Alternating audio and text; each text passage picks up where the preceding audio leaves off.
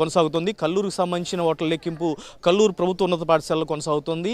మదిరికి సంబంధించిన ఓట్ల లెక్కింపు మదిర పాలిటెక్నిక్ కళాశాలలో కాజీపురం పాలిటెక్నిక్ కళాశాలలో కొనసాగుతుంది. వైరాకు సంబంధించిన ఓట్ల లెక్కింపు వైరా పశుసంవర్ధక శాఖకు సంబంధించిన భవనంలో కొనసాగుతుంది. అదే ఏదులాపురం సంబంధించిన ఓట్ల లెక్కింపు ప్రియదర్శిని ఇంజనీరింగ్ కళాశాల ఆడిటోరియంలో ఇక్కడ లెక్కింపు జరుగుతుంది. దీనికి సంబంధించి అధికార యంత్రాంగం ప్రత్యేకంగా ఏర్పాట్లు చేసింది. ఏదులాపురం మున్సిపాలిటీలో 31 వార్డులకు 16 టేబుల్లు ఏర్పాటు చేశారు. సత్తుపల్లి మున్సిపాలిటీలో 23 వార్డులకు 12 టేబుల్లను ఏర్పాటు చేశారు. మదిర మున్సిపాలిటీలో 22 వార్డులకు 11 టేబుల్లను ఏర్పాటు చేశారు. వైరా మున్సిపాలిటీలో 20 వార్డులకు 10 టేబుల్ను ఏర్పాటు చేశారు. కల్లూరు మున్సిపాలిటీలో 20 వార్డులకు 10 టేబుల్ను ఏర్పాటు చేశారు. ప్రతి టేబుల్ పైన 2 వార్డుల లెక్కింపు జరుగుతుంది. 2 రౌండ్లలో లెక్కింపు ప్రక్రియను మొత్తంగా కూడా అధికార యంత్రాంగం పూర్తి చేసేందుకు పెద్ద ఎత్తున ఏర్పాట్లు చేసింది. ఈసారి రాజకీయ పార్టీలన్నీ కూడా సాధారణ ఎన్నికలకు ఏ స్థాయిలోనైతే ఏ విధంగానైతే సాధారణ ఎన్నికలకు పనిచేస్తారో అదే స్థాయిలో ప్రతిష్టాత్మకంగా కూడా ఈ ఎన్నికలకు పనిచేసిన పరిస్థితి ఉంది. గెలిపే లక్ష్యంగా మున్సిపాలిటీలను దక్కించుకొని మున్సిపాలిటీల్లో పాగా వేసి స్థానికంగా ఉన్న తమ బలాన్ని నిరూపించుకొని తమ బలాన్ని పెంచుకోవాలని చెప్పేసి భవిష్యత్ అవసరాలను దృష్టిలో ఉంచుకొని కూడా స్థానికంగా బలంగా ఉండాలన్న ఉద్దేశంతో ఎవరికి వాళ్ళు ప్రత్యేకంగా అభ్యర్థులను రంగంలో దింపారు. ఒక్కొక్క డివిజన్ నుంచి అధికార పార్టీతో పాటు మిగిలిన రాజకీయ పార్టీకి సంబంధించి కూడా ఒక్కొక్క డివిజన్ నుంచి 5-6 మంది ఆశావాహులు ఎన్నికల బరిలో నిలిచేందుకు ముందుకు రాగా ఎవరికి వాళ్ళు బలమైన అభ్యర్థులను కాచి వడపోసిన తర్వాత ఏరి కోరి బలమైన అభ్యర్థులను ఎన్నికల బరిలో నిలిచారు. ఆర్థిక బలం, అంగబలం అన్ని రకాలుగా అన్ని హంగులు ఉన్న అభ్యర్థులను మాత్రమే ఎన్నికల బరిలో నిలిచారు. ఈసారి రెబల్స్ బేడద కూడా ఎక్కువగా ఉంది. రాజకీయ పార్టీలు ముఖ్యంగా కాంగ్రెస్ పార్టీకి సంబంధించి పెద్ద ఎత్తున ఆశావాహులు పోటీలు ఉన్నారు. వారిలో ఎవరైతే గెలుపుకు విజయావకాశం ఉంటే వారినే చూసి ఎంపిక చేశారు. మిగిలిన వాళ్ళు కొంతమంది వేరే పార్టీలకు వెళ్ళి అక్కడి నుంచి ఎన్నికల బరిలో నిలవగా మరికొంతమంది స్వతంత్ర అభ్యర్థులుగా ఎన్నికల బరిలో పోటీ చేసిన పరిస్థితి. ఇక బీఆర్ఎస్ కూడా దాదాపుగా అదే పరిస్థితి. బీఆర్ఎస్ నుంచి కూడా పోటీ చేసేందుకు ఆశావాహులు పోటీ పడ్డారు. బీజేపీ ఒంటరిగా ఈ మున్సిపల్ బరిలో దిగింది. ఇక వామపక్షాలు వచ్చేసి వామపక్షాలు విచిత్రంగా ఒక డివిజన్లో ఒక పార్టీకి మద్దతు ఇస్తే మరొక డివిజన్లో మరొక పార్టీకి మద్దతు ఇచ్చారు. ఇంకో డివిజన్లో వాళ్ళు స్వతంత్రంగా వాళ్ళ సొంతంగా వాళ్ళ అభ్యర్థులు ఎన్నికల బరిలో నిలిపారు.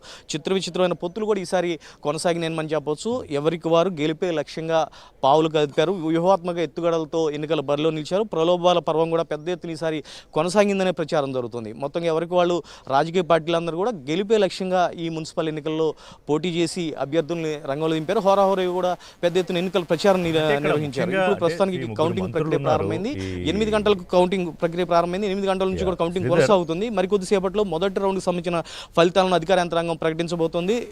12 నుంచి 1 గంట మధ్యలో కౌంటింగ్ ప్రక్రియ మొత్తం కూడా పూర్తి చేసి ముగ్గురు మంత్రులు ప్రాతినిధ్యం వహిస్తున్న జిల్లా, అలాగే బీఆర్ఎస్ కూడా హోరాహోరీ పోరు ఇచ్చినట్టు కనిపిస్తోంది. ఎక్కడ బీజేపీ ఎక్కడ పిక్చర్లో లేదా మొత్తం ఈ 5 మున్సిపాలిటీల్లో? రిషి భారతీయ జనతా పార్టీ కూడా ఖమ్మం జిల్లాలో కొన్ని వార్డులు కొన్ని డివిజన్లో అంటే వాళ్ళకి సంబంధించిన అభ్యర్థులు ఆశావాహులు ఎవరైతే మేము ఎన్నికల బరిలో నిలుస్తామని ముందుకు వచ్చారో వాళ్ళకి మాత్రం వాళ్ళ మద్దతు ఇచ్చి వాళ్ళని ఎన్నికల బరిలో నిలిచిన పరిస్థితి ఖమ్మం జిల్లాలో మనకు కనిపిస్తుంది. ఈసారి బీజేపీ ఇక్కడ ఎవరికి పొత్తు పెట్టుకోవడం కానీ ఎవరికి మద్దతు ఇవ్వడం కానీ చేయలేదు. వాళ్ళ కొన్ని స్థానాలు కొన్ని డివిజన్లో మాత్రమే వాళ్ళ అభ్యర్థుల్ని బరిలో నిలిపారు. నామమాత్రమైన పోటీ ఈసారి బీజేపీ ఖమ్మం జిల్లాలో ఇస్తుంది. మిగిలిన రాజకీయ పార్టీల మటుకు హోరాహోరీగా తలపడ్డాయి. వామపక్షాల మటుకు రకరకాలుగా వాళ్ళకి స్థానికంగా ఉన్న పరిస్థితులను బట్టి స్థానికంగా ఉన్న అవగాహన మీద వాళ్ళు ఒప్పందాలు చేసుకుని ఎన్నికల బరిలో నిలిచిన పరిస్థితి మనకి ఖమ్మం జిల్లాలో ఉంది. Rishi right, thank you Sridhar. ఇది ఖమ్మం జిల్లాలో 5 మున్సిపాలిటీకి సంబంధించి బ్రీఫ్ పిక్చర్. మళ్ళీ అప్డేట్స్ కోసం మీతో మాట్లాడతా. Thank you. So Nizamabad postal బ్యాలెట్లో బీజేపీ ఆధిక్యంలో ఉంది. తర్వాత కరీంనగర్ 65వ డివిజన్ పోస్టల్ బ్యాలెట్లో కూడా బీజేపీ ఆధిక్యంలో ఉంది. మరిపేట మున్సిపాలిటీలో 3 వార్డుల్లో కాంగ్రెస్ అభ్యర్థులు ఆధిక్యం సాధించారు. మంచిర్యాల లక్సెట్టిపేట కౌంటింగ్ హాల్లో ఇక గందరగోళం. ఇందాక మనం బ్రేకింగ్ చూసాం. అక్కడ 3వ వార్డు బ్యాలెట్ బాక్సుకు క్లాత్ ప్యాకింగ్ లేకపోవడంపై బీజేపీ బీఆర్ఎస్ అభ్యంతరం వ్యక్తం చేస్తూ నిరసన తెలియజేసిన పరిస్థితి. ఇక కరీంనగర్ పోస్టల్ బ్యాలెట్లో బీఆర్ఎస్ 27, బీజేపీ 23, కాంగ్రెస్ 19 వచ్చే పోస్టల్ బ్యాలెట్లు. మంథని పోస్టల్ బ్యాలెట్లలో కాంగ్రెస్ 30, బీఆర్ఎస్ 12. ములుగు కాంగ్రెస్ 1, ఇబ్రహీంపట్నం 12 వార్డులో బీఆర్ఎస్ విజయం సాధించింది. 12th ward Ibrahimpatnam. ఇక యాదగిరిగుట్ట 1వ వార్డులో బీజేపీ అభ్యర్థి బోడ రాధ విజయం సాధించారు.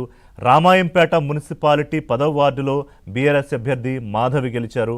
సంగారెడ్డి జిల్లా ఇంద్రేశం 15వ వార్డులో కాంగ్రెస్ గెలిచింది. మిగతా అప్డేట్స్ కూడా ఇస్తాను. వస్తున్న ఫలితాలకు సంబంధించి, టెంట్స్కి సంబంధించి పరిస్థితుల గురించి మాట్లాడుకుందాం. మనతో పాటు సీనియర్ రాజకీయ విశ్లేషకులు అందే సత్యం గారు జాయిన్ అయ్యారు. అలాగే బీజేపీ పార్టీ అధికార ప్రతినిధి రాణి రుద్రమ్ గారు, కాంగ్రెస్ పార్టీ నుంచి